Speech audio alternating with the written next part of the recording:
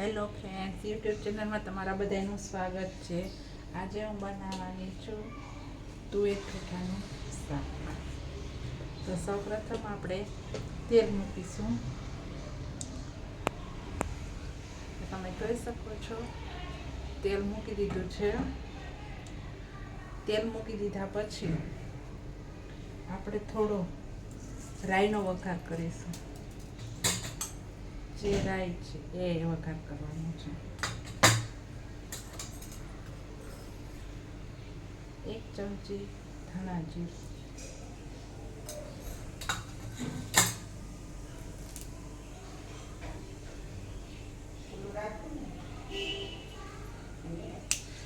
1 તાપે એને ચડવા દેવાનું. રાઈ અને જીરાને એ ફૂટી જાય ત્યાર પછી લસણ, ટમેટા અને ડુંગળીની ગ્રેવી બનાવી છે. આમાં છે એક બટેટું, તુવેર, વટાણા એના બાફી લીધા છે સૌપ્રથમ પહેલામાં. ત્યાર પછી ધાણા અને મરચાંની પેસ્ટ નાખવાની અને આ લસણની ચટણી છે સૂકી. હવે આ પ્યુરી નાખવાની.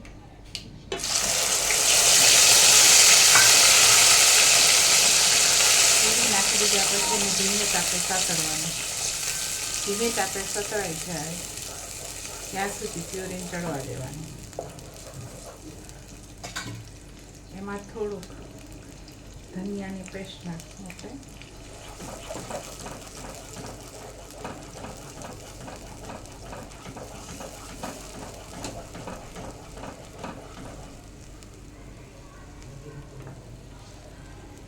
એમાં થોડોક કઢી પત્તો નાખવાનો, સ્મેલ સરસ આવે એના માટે.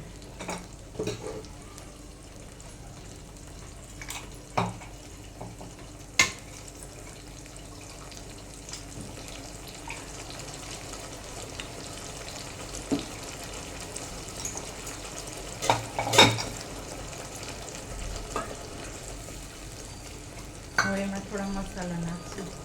સૌપ્રથમ પહેલાં ધનિયા પાવડર, 2 ચમચી ધનિયા પાવડર, થોડી હળદર જેને આપણે હલ્દી કહીએ છીએ,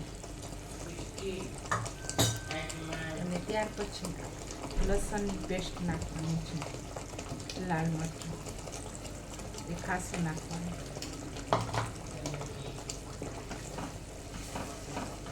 આ ધીમે તાપે આ ગ્રેવીને ચડવા દેવાની છે.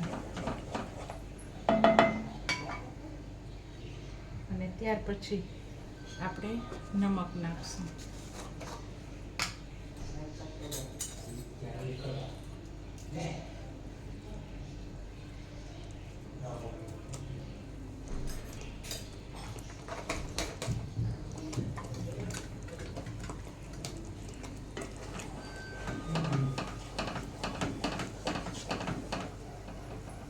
એમાં થોડું લીંબુ પણ નાખવાનું.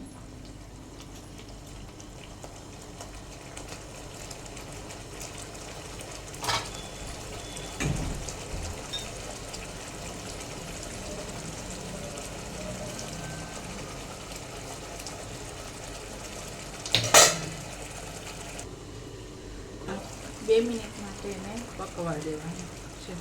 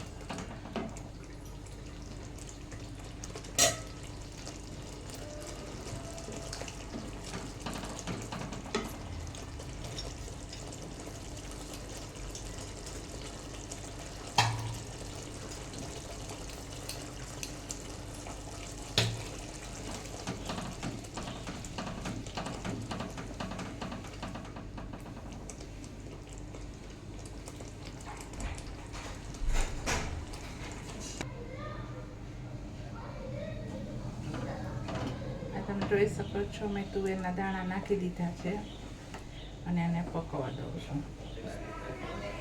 થોડીક વાર માટે પકવશું, તેલ છૂટવા મળશે એટલે આપણું શાક રેડી બની ગયું.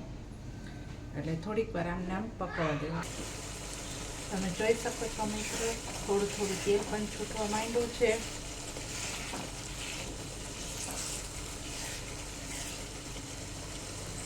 નજીક તમે જો તેલ છે ઘણું ખાસું, ગ્રેવી પણ ખૂબ પાકી ગઈ છે.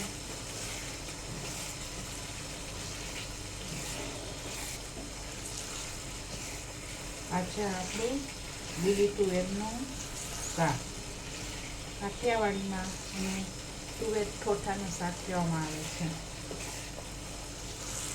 કારણ કે સીઝન પ્રમાણે તુવેર ખાવી સારી. અમારે ત્યાં લીલી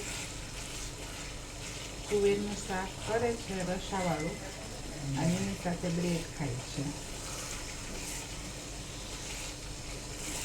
બધાને પ્રદેશ બદલે એમ બધાનું ખાણું પીણું પણ બદલતું જાય છે.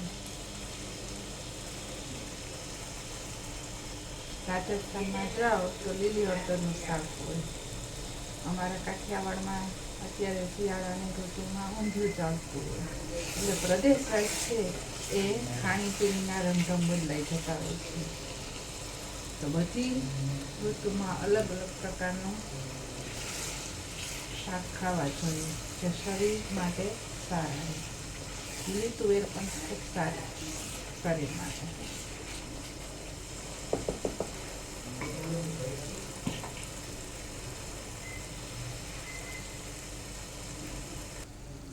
તો મિત્રો તમે જોઈ શકો છો આપણું શાક રેડી થઈ ગયું છે.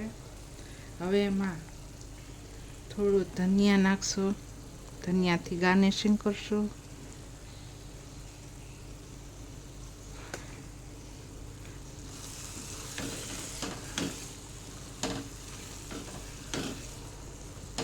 આપણું તુવેર ઠોઠાનું શાક તૈયાર થઈ ગયું છે.